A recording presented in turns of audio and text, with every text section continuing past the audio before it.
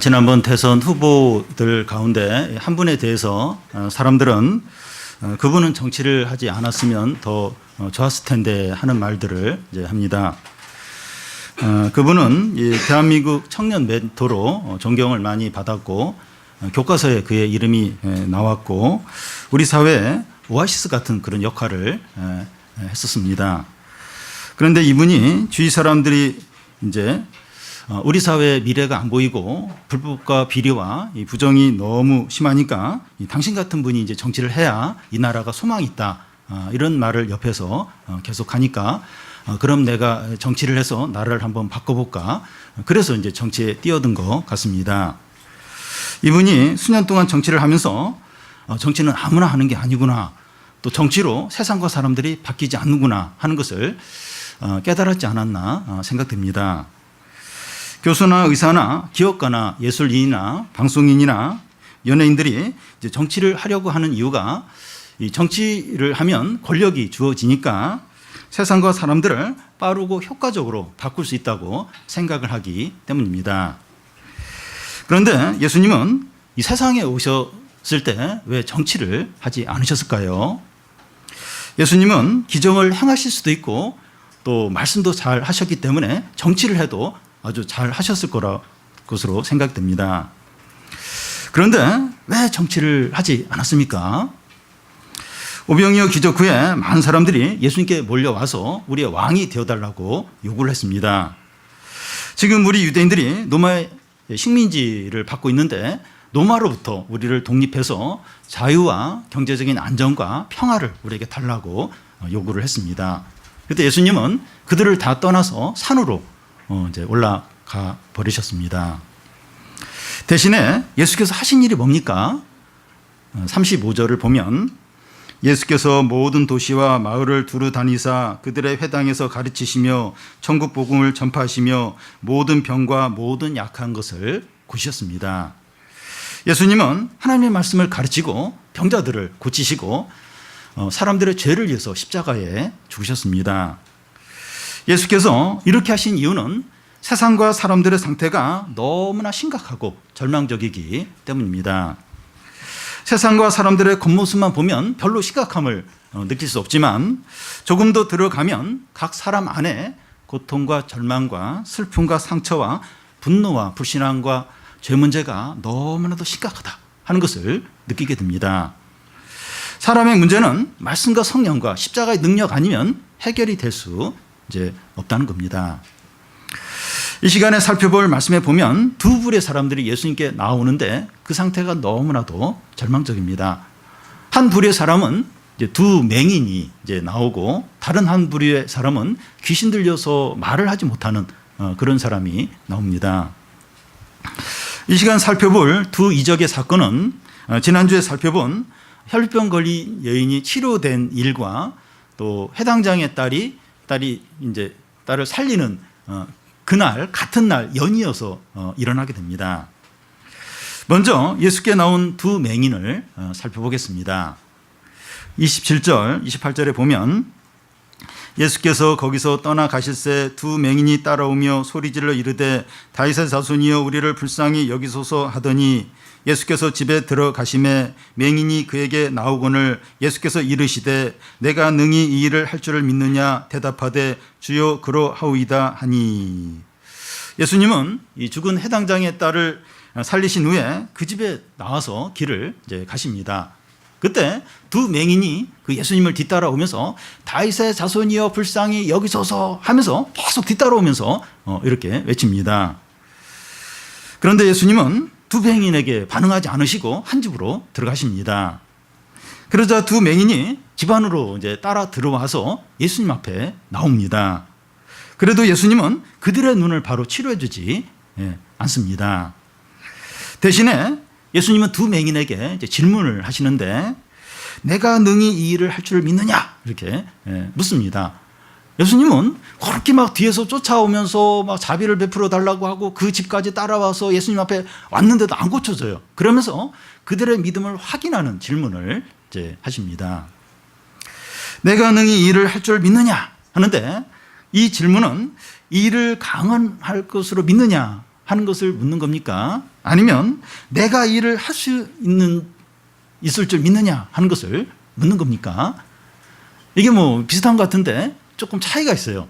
내가 이 일을 할 줄로 믿느냐, 그래서 나를 믿느냐, 아니면 이 병이 낫는 어떤 그걸 믿느냐, 이걸 지금 묻는데, 이 기적 자체를 믿는 게 아니고 이제 예수님 자신을 이제 믿어야 이제 한다는 것이죠. 그래서 그걸 물어봐요. 이 기적 자체를 이제 믿는 거냐, 아니면 나를 믿는 거냐, 이걸 이제 물으십니다. 우리가 이 8장 9장에서 심각한 질병을 가지고 예수님께 나온 사람들을 살펴보고 있는데 한결같이 믿음으로 나왔고 예수님은 그들의 믿음을 확인을 했습니다. 그래서 우리는 예수님께 나올 때 믿음으로 나와야 합니다. 우리가 몸은 나왔지만 믿음이 없으면 주님을 못 만나요. 은혜를 받지 못합니다. 주님은 믿음을 찾으세요. 믿음을. 교회를 왔냐 안 왔냐, 물론 그것도 중요하죠. 근데 우리에게서 믿음을 이제 찾으십니다. 그러니까 많은 사람들이 교회에 오는데 그냥 올 수 있다는 거예요. 그냥 올 수 있다는 겁니다. 근데 믿음을 가지고 나와야만 주님을 만날 수 있고 은혜를 받을 수 있다는 겁니다. 그래서 우리가 참 이 더운 날씨, 사실 이 밖에 나오는 게 요즘은 고통입니다. 고통. 이렇게 지금 시원한데 꼭 교회 가야 되나? 그냥 그런 생각이 들 수도 있어요. 근데도 이렇게 교회 왔습니다. 귀한 거죠. 믿음으로 나왔다고 볼 수도 있습니다. 근데 그렇지 않을 수도 있다는 거예요. 우리 안에 믿음이 없을 수도 있다는 겁니다. 우리가 이 시간 예배를 지금 드리고 있는데 믿음으로 예배를 드리시기를 바랍니다. 예수님의 질문에 두 맹인이 뭐라고 대답을 합니까? 28절 끝에 보면 주여 그러하오이다. 예수님을 믿겠다는 거예요. 우리가 예수님을 믿는다는 겁니다. 그래서 예수께서 어떻게 하십니까? 그 29절과 30절 앞부분을 보면 이에 예수께서 그들의 눈을 만지시며 이르시되 너희 믿음대로 되라 하시니 그 눈들이 밝아지니라. 맹인은 이제 보지 못하니까 접촉을 통해서 이제 이렇게 느끼게 됩니다.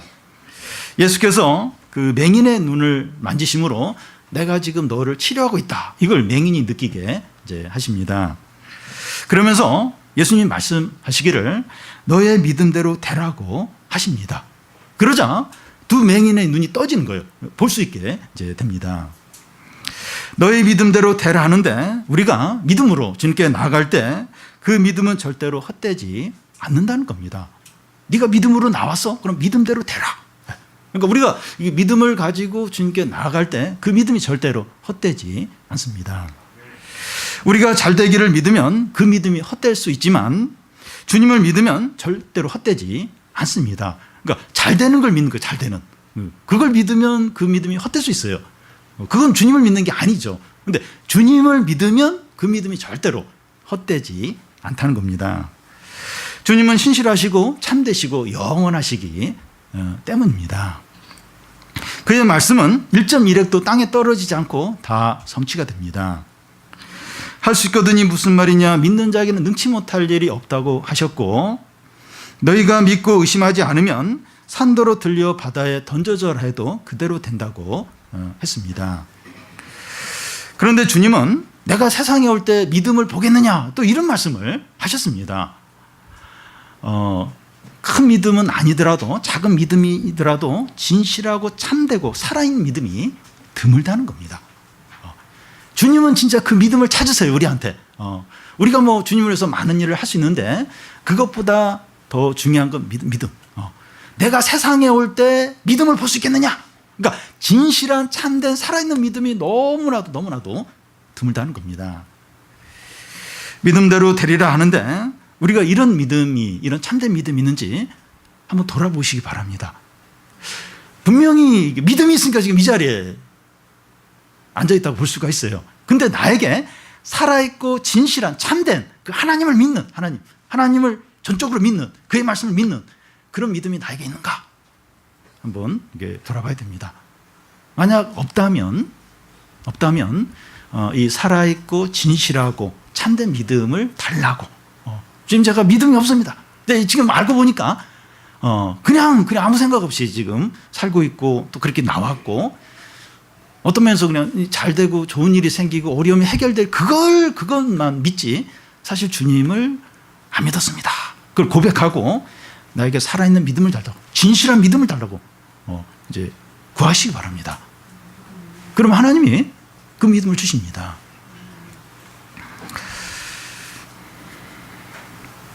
두 맹인의 믿음이 이제 얼마나 좋은가 하는 걸 다른 한 가지를 통해서 또 알 수 있는데 예수님을 부르는 호칭을 통해서 알 수 있습니다.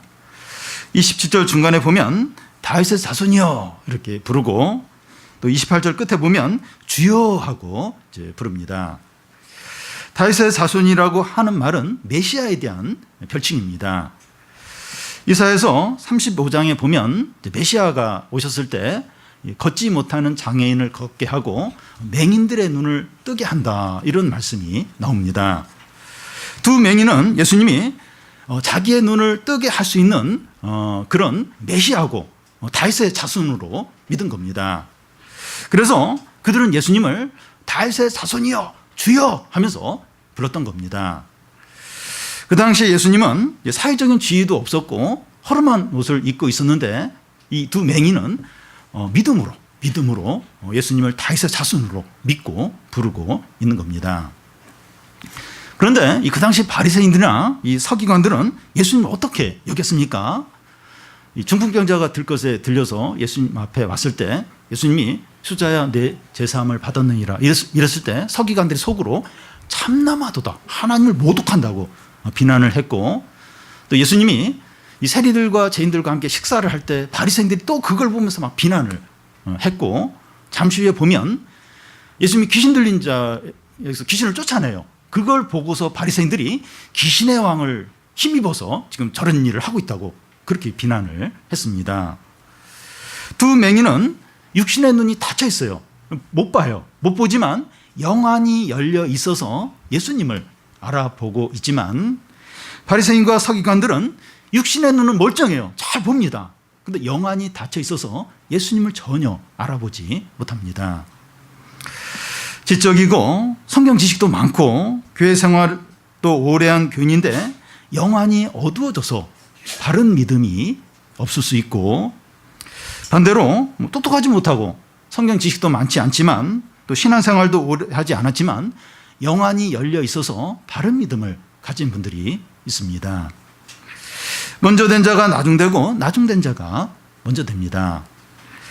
우리가 얼마나 성경 말씀을 많이 알고 있는가 또 신앙생활에 익숙한가 하는 것이 중요한 것이 아니라 우리의 영안이 열려 있는가 내가 주님을 진짜 사랑하는가 살아있는 믿음이 있는가 하는 것이 중요합니다.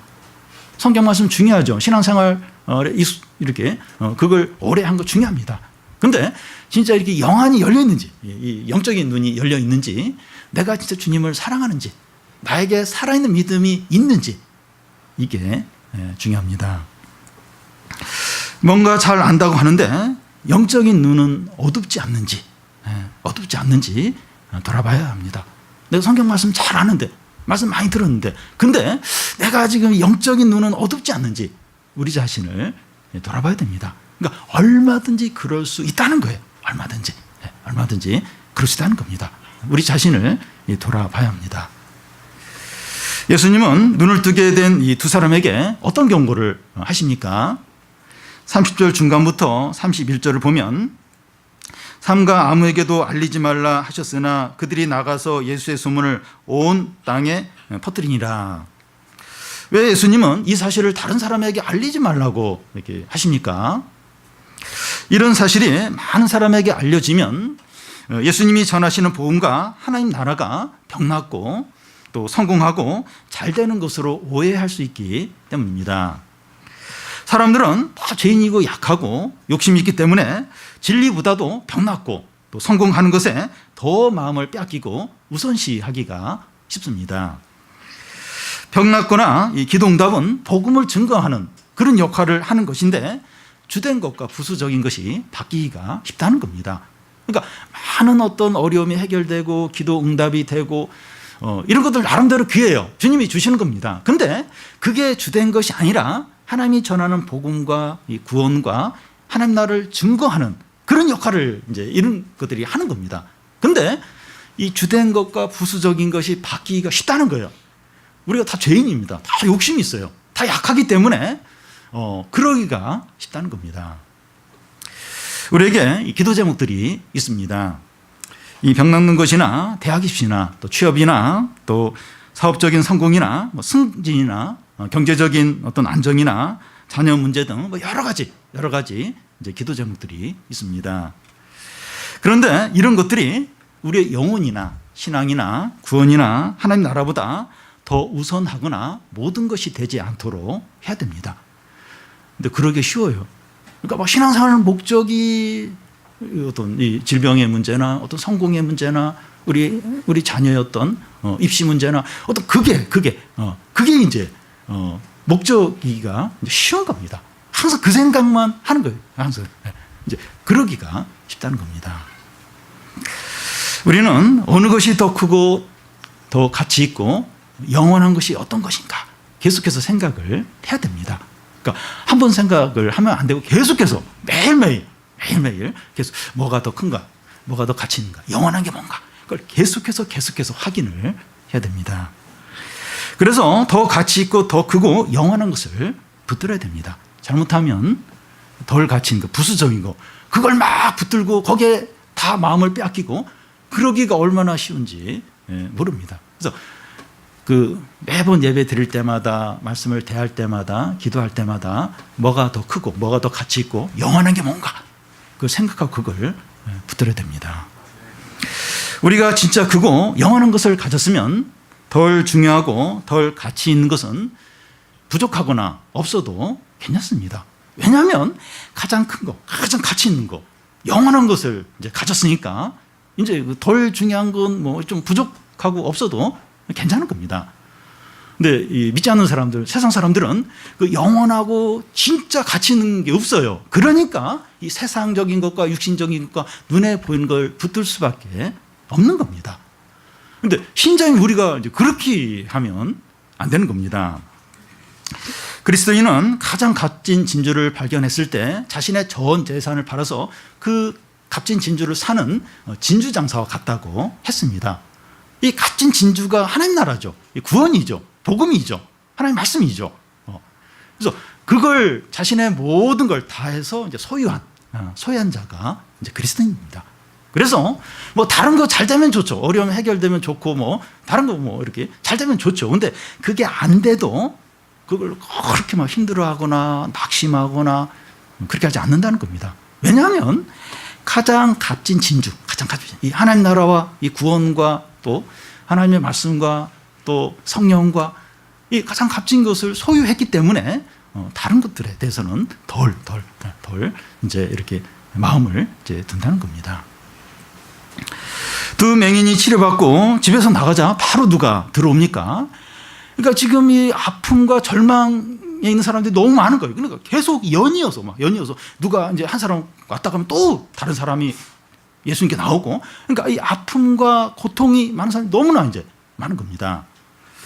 32절과 33절을 보면 그들이 나아갈 때 귀신 들려 말 못하는 사람을 예수께 데려오니 귀신이 쫓겨나서 말 못하는 사람이 말하거늘 무리가 놀랍게 여겨 이르되 이스라엘 가운데 이런 일을 본 적이 없다 하되. 사람들이 귀신 들려서 말 못하는 사람을 예수님께 데려옵니다. 귀신이 들렸다고 해서 다 말을 못하는 것이 아니고 또 말을 못한다고 해서 다 귀신 들린 것도 아닙니다.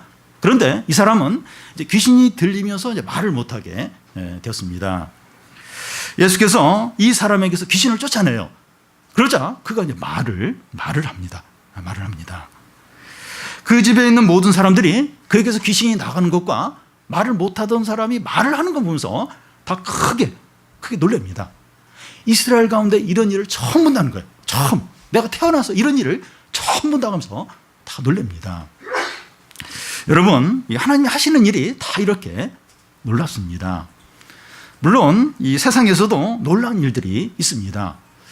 이번 월드컵에서 한국이 독일을 2대0으로 이겼는데 다 기적이 일어났다고 그래서 이번 월드컵 뭐 최대 이변 5가지, 그 중에 이제 한 가지 이렇게 들어가 있고, 또 이번에 태국 그 동굴 소년들이 17일 만에 무사히 다 구조가 됐는데 다 기적이라고 말합니다. 그런데 이런 일들이 대단하기는 하지만 사람들에게 노력하고 애를 쓰면 가능한 일들입니다. 물론 어려운 일이에요. 어려운 일인데 뭐거나 노력을 하고 막 첨단 장비 막 사용하고 이러면 이런 일들이 이제 가능합니다. 그런데 귀신이 사람에게서 나가고 또 예수님을 믿고 회개하고 새 사람이 되고 죄를 버리고 원수를 사랑하고 다른 사람을 용서하고 하나님의 영광을 위해서 사는 것은 사람의 어떤 노력이나 의지에 달린 것이 아니라 하나님의 능력, 하나님의 은혜로만 이런 일이 이제 이루어질 수 있습니다. 그러니까 이게 진짜 놀라운 일이에요. 이게 진짜 기적입니다. 우리가 완전하진 않지만 이런 사람이 이제 되었는데 우리 한 사람 한 사람이 기적이고 하나님의 놀라운 작품입니다. 우리 한번 생각해 보세요. 내가 예수님 믿기 전에 하고 지금 하고 한번 이렇게 비교를 한번 이제 해보시기 바랍니다. 전에는 이제 막 욕심과 돈과 세상의 재미를 위해서 살았죠. 물론 지금도 뭐 그런 게 뭐 다 사라진 건 아니지만 그래도 이제 이렇게 하나님 뜻대로 살려고 하고 죄를 버리려고 하고 또 나에게 고통을 준 그 원수를 막 좀 미워하기는 하지만 그래도 사랑하려고 하고 미워할 때 막 양심의 가책을 느끼고 이게 어떻게 해서 이런 일이 일어난 겁니까? 우리의 의지나 어떤 노력이나 그런 차원이 아니에요. 하나님의 은혜고 하나님의 능력으로 이런 일이 이제 일어난 거죠. 이 기적이 기적. 이 기적 중에 이제 기적인 겁니다. 청소년 때 부모 속을 그렇게 이제 속썩이고 말을 듣지 않는 자녀가 예수님을 믿고 변해서 주님을 찬양하고 다른 영혼을 섬기는 것은 기적 중에 기적이죠. 하나님의 능력 중에 능력입니다. 오늘날 우리는 이 세상 일들과 사람들에게 너무 관심이 많고 기대를 하는 경향이 있습니다. 그러니까 사람들, 세상 일에 모든 어떤 관심과 기대를 이제 갖는 겁니다. 그런데 세상에는 새로운 게 없습니다. 여러분, 이 과학기술이 날로 발달을 해서 이 테레비를 보면 다 이제 평면 테레비이고 전에는 이제 이렇게 중앙이 이게 블록해 나왔는데 지금은 중앙이 이렇게 쏙 들어간, 그래서 어디서나 이렇게 같은 거리에서 볼 수 있도록, 그리고 이 화질이 얼마나 좋아졌는지 몰라요. 그러니까 막 직접 눈으로 보는 것처럼 화면이 너무 깨끗하고 선명합니다. 그러니까 TV뿐만 아니라 핸드폰도 너무나 이렇게 선명하게 이제 화면들이 이제 이렇게 되었습니다. 근데 문제는 그 안에서 나오는 게 새로운 게 없는 겁니다. 똑같은 세상. 그래도 뭐 새로운 게 있지 않나요? 다 옛날. 새로운 거다 복고품이에요. 옛날 뭐 20년, 30년 지난 거 다시 하고, 지금 현재 있는 것 중에서 조금 바꾸고, 조금 더 이상하게 바꾸고, 그걸 이제 새로운 거라고 하고, 과학기술은 좋아서 화면은 너무 깨끗한데 그 안에서 나오는 건 새로운 게 없는 겁니다. 새로운 게. 해 아래 새 것이 없나니. 진짜 새로운 게 없습니다. 그래서 우리가 진정으로 관심을 갖고 기대하고 바라봐야 할 것은 하나님이 하실 일이에요. 여러분, 하나님이 하시는 일을 보면 너무 아름다워요. 너무나 새롭고 너무나 풍성하고 너무나 감동적입니다. 하나님이 하시는 일들 우리가 이렇게 지켜보고 관심을 갖고 보면 얼마나 놀라운 줄. 이 생명의 역사, 사람을 새롭게 하고 사람을 살리고 진정으로 기쁘게 하고 진정으로 행복하게 만듭니다. 여러분, 이 테레비를 뭐 핸드폰도 마찬가지 한 10시간 계속 한번 보면 그 10시간 봤더니 내가 생명으로 충만케 되고 새로워지고 기쁨이 충만하고 사람이 변하고 막 좀 이상하죠, 그죠? 그런 일은 안 일어나면 너무 피곤하고 시간 낭비한다. 내가 1시간만 보는 건데 내가 미쳤지. 내가 10시간 동안 뭐 하는지. 새로운 게 없어요. 새로운 게 없습니다. 물론 이제 막 예배를 10시간 드리고 성경을 10시간 보면 좀 피곤하긴 하겠지만 달라요. 다릅니다.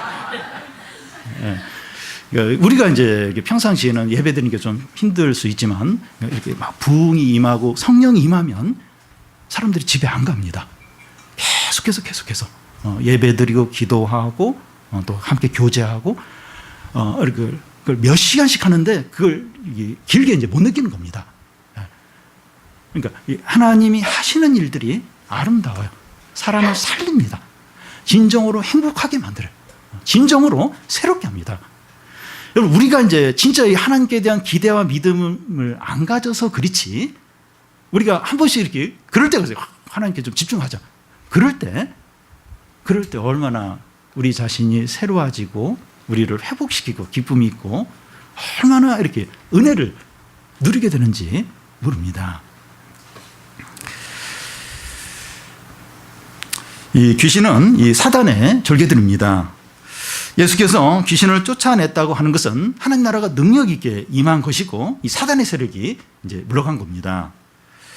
어떤 사람이 예수 믿고 회개하고 죄를 버리고 침체에서 벗어나고 은혜를 받고 구원을 받았다면 하나님 나라가 임한 거예요. 임하고 사단의 세력을 밀어낸 겁니다. 하나님 나라가 어디에 있습니까? 예수님은 너희 가운데 있다 하셨습니다. 예수님 믿고 그 말씀의 통치를 받는 사람들 가운데 하나님 나라가 있습니다. 우리 자신과 우리 가정과 우리 교회와 우리의 삶 가운데 하나님 나라가 능력 있게 임하도록 구해야 됩니다. 그래서 이렇게 침체되어 있던 사람이 일어나는 거예요. 죄를 끊고 그리고 사람들이 회개를 하고 또 막 구원받고 그런 일들이 우리의 삶 가운데, 우리 교회 가운데, 우리 여름 사회 가운데 나타나도록 우리 가운데 하나님 나라가 임하도록 이제 구해야 됩니다. 그래서 막 사단의 세력이 막 힘을 잃어버리고 약해지고 그러면서 막 사람들이 회복이 되고 은혜를 받는 그런 일이 일어나도록 구해야 합니다. 그런데 이 귀신 들린 자에게서 귀신이 나가는 것을 보면서 바리새인들은 어떻게 반응합니까? 34절을 보면 바리새인들이 이르되 그가 귀신의 왕을 의지하여 귀신을 쫓아낸다 하더라. 바리새인들은 예수님의 이적을 부정하지 못해요. 왜냐하면 눈앞에서 이제 귀신이 나갔고 말 못하던 사람이 말을 했으니까 그 이적은 이제 부정하지 못하지만 마치 귀신이 한 것처럼 어떤 귀신의 일처럼 이제 왜곡을 시켰습니다. 예수님이 귀신의 왕의 도움을 받아서 귀신을 지금 쫓아내고 있다는 겁니다. 하나님의 일을 사단의 일로 이제 취급하고 있는 겁니다. 작은 죄가 아니죠. 아주 큰 죄를 짓고 있는 겁니다. 바리새인이 이렇게 하는 이유는 하나님의 말씀에 따라서 판단하지 않았기 때문입니다. 이사야서 35장 5절 6절을 보면 그때에는 맹인의 눈이 밝을 것이요 못 듣는 사람의 귀가 열릴 것이며 저는 자가 사슴같이 뛸 것이며 말 못하는 자의 혀가 노래를 한다고 되어 있습니다. 이런 일들이 메시아가 오셨을 때 이제 이루어진다는 겁니다. 지금 이런 일이 예수님을 통해서 이루어지고 있으니까 이 예수는 메시아구나 하면서 이 예수님을 믿어야 됐죠. 그런데 예수님이 하는 일을 보면서 지금 사단이 하는 거다. 지금 귀신의 어떤 역사다. 그렇게 지금 이제 말하고 있는 겁니다. 바리새인들은 말씀에 따라서 판단하지 않고 시기와 분노에 따라서 판단을 했기 때문입니다. 이것이 큰 죄죠. 큰 죄. 그러니까 이 바리새인들 안에 시기와 분노가 가득하니까 사단이 그걸 이렇게 틈을 타서 이 하나님의 일을 사단의 일로 막 그렇게 얘기하도록 이제 충동질을 이제 한 겁니다.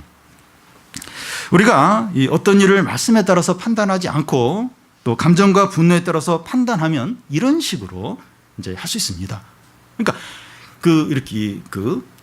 이게 분노가 가득한 사람, 욕심이 가득한 사람, 시기심이 가득한 사람, 사단이 이렇게 이용하기가 너무나 좋은 사람입니다.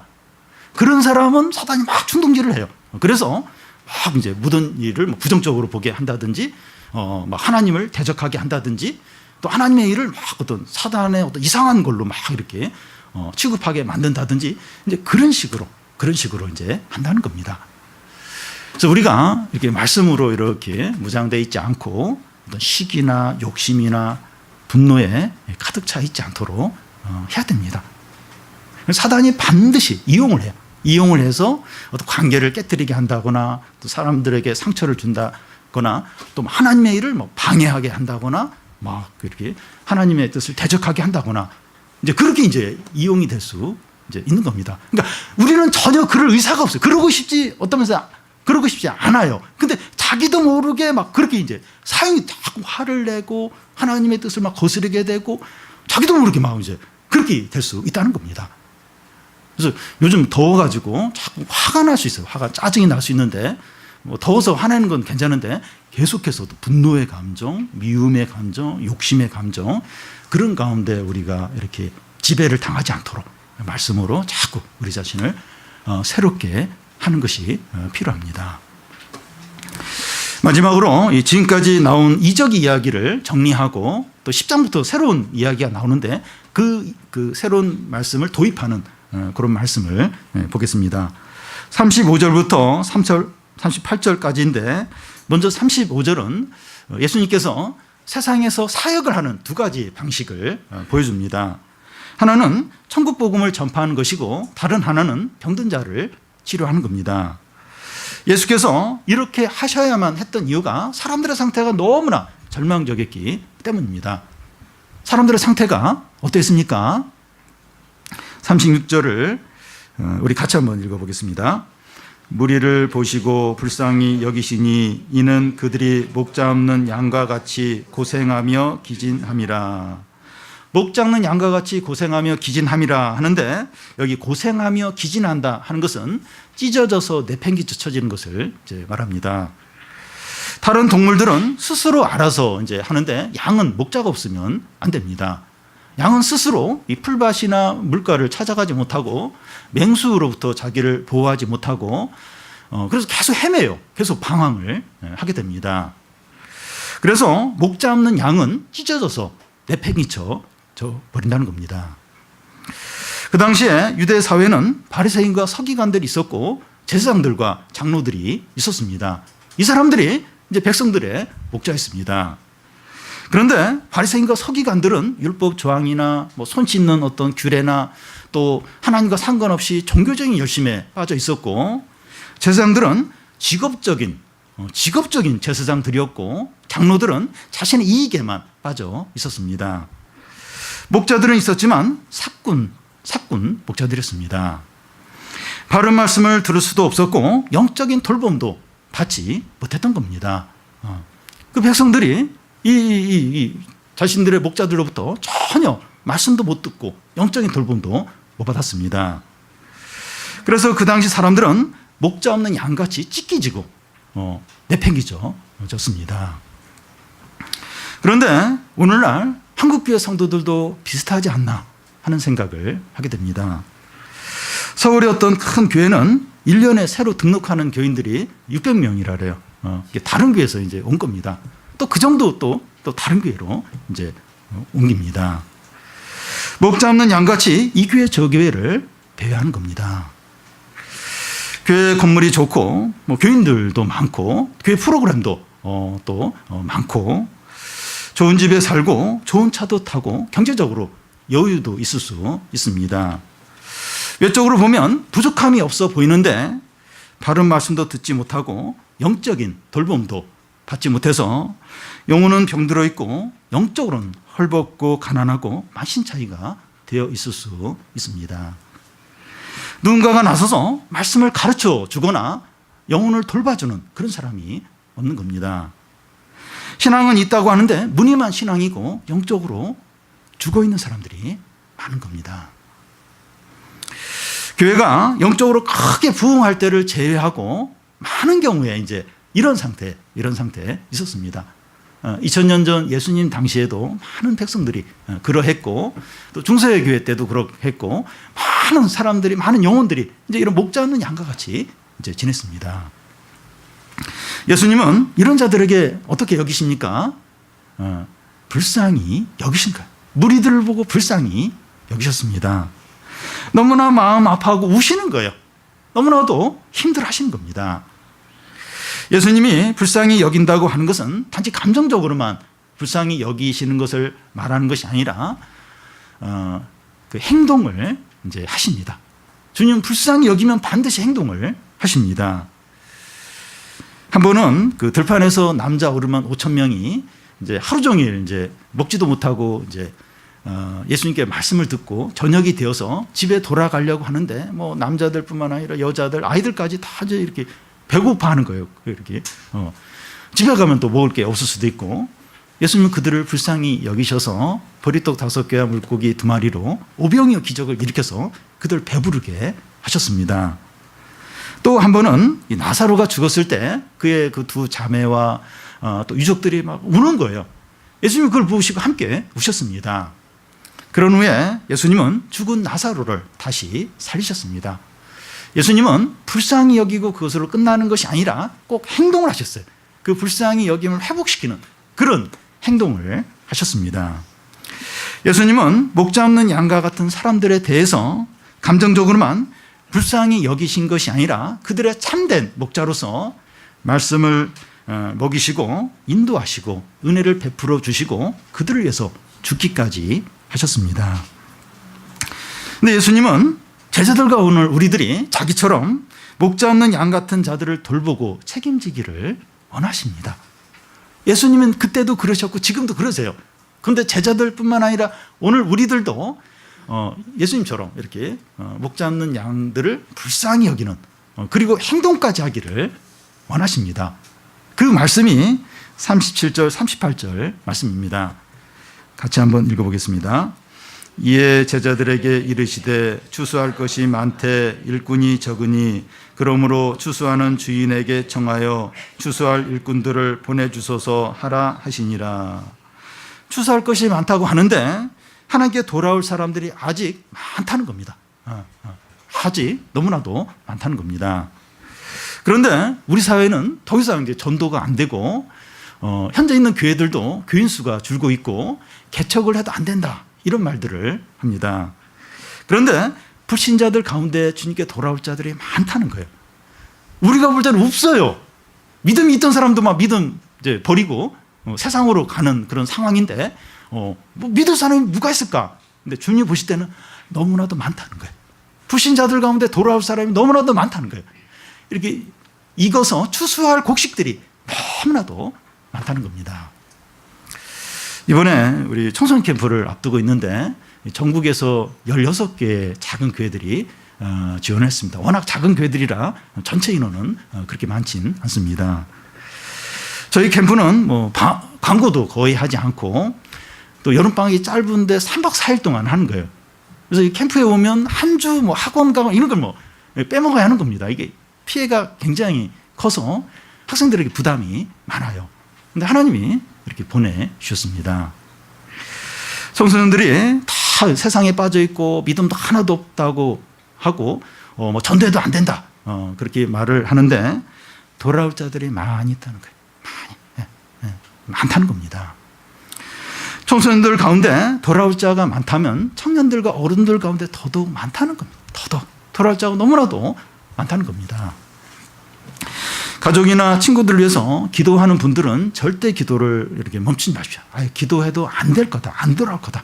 절대 멈추지 마시고 더 많은 사람들을 위해서 기도하고 전도하고 그들을 이끌려고 해야 됩니다. 이게 우리에게 어떤 그런 마음이 생긴다. 저 사람 이렇게 한번 전도해 볼까? 한번 저 사람 한번 신앙을 권해 볼까? 그런 마음이 생긴다고 하는 거 조금 생겼다가 나중에 또 이렇게 없어지기도 하고 이제 그럴 수 있는데 그런 마음이 생겼다는 건 주님이 그 사람을 이렇게 부르실, 건질, 구원할 그럴 계획이 있을 가능성이 너무나도 많아요. 그래서 이제 우리에게 이제 그런 어떤 마음을 주셨다고 볼 수가 있습니다. 그래서 그런 사람이 생각이 날 때 기도하고 권하고 그걸 중단을 하지 말라는 겁니다. 우리 생각하고 많이 다르다는 겁니다. 예수님이 보실 때 추수를 기다리는 영혼들이 너무나 지금 막 곡식이 익어서 누가 빨리 농부들이 이렇게 낫을 해서 막 빨리 추수를 했으면 좋겠는데 그 일꾼이 없는 그걸 주님은 너무나 많이 느끼신다는 겁니다. 그래서 무슨 말씀을 하시는가 하면 추수하는 주인에게 청하여서 추수할 일꾼들을 보내달라고 기도를 하라는 겁니다. 다른 식당은 손님이 없어서 그냥 놀고 있는데 우리 식당은 막 손님이 많아가지고 막 앉아있을 틈도 없고 그럴 때 이제 주인에게 직원 좀 더 뽑아달라고 그렇게 하는 것과 같습니다. 영혼을 구원할 일꾼은 자기가 결심하거나 자원하는 것으로 되는 것이 아니라 주님이 부르시고 보내셔야 됩니다. 이번 성경학교에 많은 교사들이 채워졌습니다. 여러 청년들과 부인들이 이제 교사로 이제 수고를 이제 하시는데요. 이 한국의 많은 교회들이 여름 성경학교를 못합니다. 점점 여름 성경학교가 없어지고 있어요. 아이들이 없기도 하고 그리고 교사가 없는 거예요. 그래서 점점 성경학교가 없어지고 있습니다. 근데 하나님께서 저희 교회에 이제 많은 교사들을 이제 채워주셔서 성경학교를 할 수 있는 게 또 아이들도 또 주시고 얼마나 감사한지 모릅니다. 우리 주위에 부르면 돌아올 목자 없는 양들이 많이 있는데 영혼을 구할 일꾼들은 너무나 적다는 겁니다. 부르기만 하면, 가서 추수만 하면 추수할 영혼들이 있는데 그걸 할 일꾼들이 너무나도 부족하다는 겁니다. 우리는 일꾼을 보내달라는 기도의 짐을 계속해서 져야 됩니다. 그러니까 내가 꼭 하지 않더라도 계속해서 지금 이렇게 많은 영혼들이 이 상처와 절망과 슬픔과 죄와 어두운 가운데서 향방을 알지 못하고 그래 헤매고 있는데 하루에 우리 사회에서 40명 이상이 스스로 목숨을 끊고 있는데 그 이상 또 막 자살 시도하는 사람들도 많고 청소년들 중에 자해하는 그런 애들도 많고 또 그걸 또 막 사진 찍어서 막 그 자랑하고 그런 정신없는 청소년들이 너무나도 많아요. 지금 이 사회가 이렇게 좀 어둡고 절망적입니다. 그러니까 부르기만 하면, 찾아가기만 하면 돌아올 사람이 있어요. 찾아가도 안 돌아올 사람은 있긴 있겠지만 그래도 부르고 찾아가고 기도하고 권하면 하나님께 나올 사람들이 있다는 거예요. 근데 일꾼이 없다는 거예요. 일꾼이. 그래서 그걸 위해서 계속해서 기도의 짐을 지라는 겁니다. 계속해서 쉬지 말고 기도하라는 겁니다. 우리 자신이 일꾼이 될 수도 있고 더 많은 일꾼들이 세워져서 성경학교와 캠프와 또 직장이나 학교나 우리 사회 곳곳에서 영혼을 추수하는 것입니다. 가서 추수를 하는 겁니다. 전도가 안 되고 개척이 안 되고 부흥이 안 된다는 것은 우리의 생각이에요. 우리의 생각이고 주님의 생각은 전혀 다릅니다. 주님이 바라보는 건 전혀 다르다는 겁니다. 주님이 옳죠. 왜냐하면 주님이 추수하는 주인이기 때문에 주님이 잘 아십니다. 우리가 이 기도의 짐을 가지고 기도할 때 주님이 나를 보낼 수 있어요. 우리를 보낼 수 있고 또 다른 사람을 또 세울 수도 있습니다. 그래서 가서 어디든지 가서 이제 하는 겁니다. 우리 교회도 그런 일이 있으면 안 되겠지만 성경학교를 못하고 또 캠프를 못할 때가 올지 모르겠어요. 그런 일이 절대 없기를 바랍니다. 그런데 추수할 일꾼이 없으면, 교사가 없으면 이제 못하게 됩니다. 다 이제 그것으로 이제 못하게 되는 거예요. 그래서 그런 일이 일어나지 않도록 우리 교회뿐만 아니라 우리 한국 교회, 그러니까 한국 교회에 지금 그런 일이 일어나고 있어요. 설마 그런 일이 일어날 건데 그 굉장히 빠른 속도로 성경학교 없어지고 있어요. 왜냐하면 애들이 교회 안 와요. 안 오고 또 그렇게 봉사할 교인들도 없는 겁니다. 그러니까 지금 계속해서 이렇게 지금 없어지고 있습니다. 우리가 그걸 위해서 기도를 해야 됩니다. 계속해서 이 추수가 일어나도록, 계속 영혼들을 구하는 일이 일어나도록. 그래서 내가 할 수도 있고, 아니면 내가 상황이 안 되면 다른 사람이 할 수도 있고, 그래서 계속해서 영혼들이 돌아오도록 기도하고 또 그런 추수가 이루어져야 됩니다. 우리는 목자 없는 양 같은 자였다가 구원을 받은 자들입니다. 여러분, 우리가 지금 이 자리에 앉아 있는 이유는 추수한 일꾼이 우리에게 왔어요. 말씀을 전했습니다. 수고하면서 대가를 지불하면서 우리에게 와서 말씀을 전했기 때문에 지금 우리가 이 자리에 있는 겁니다. 그렇다면 우리가 그런 추수하는 일꾼에 의해서, 그들의 어떤 수고에 의해서 우리가 이 자리에 있다면, 하나님 나라에 들어왔고 영생을 얻었고 하나님의 자녀가 되었다면 우리는 빚진 자입니다. 빚진 자예요. 지금 주위에 수많은 목자 없는 양들이 있어요. 그 찢겨지고 내팽개쳐진 그런 영들이 너무 많습니다. 돈이 있고 직장도 있고 좋은 집에 살고 또 좋은 차를 타고 있지만 그 영혼이 망가져 있는, 완전히 망가져 있는, 병들어 있는, 죽어 있는 그런 사람들이 너무나도 많다는 거예요. 그런 자들에 대해서 빚진 자입니다. 빚진 자의 심정으로 뭐 우리가 할 수 없으면 기도라도 하는 거예요. 기도하고 또 주님이 또 보내시면 또 기회를 주시면 우리가 하고 우리가 그 빛을 이제 갚아야 됩니다. 그래서 우리 모두가 이 추수하는 자의 기쁨과 상급과 영광을 가득히 누린 성도들이 다 되시기를 바랍니다.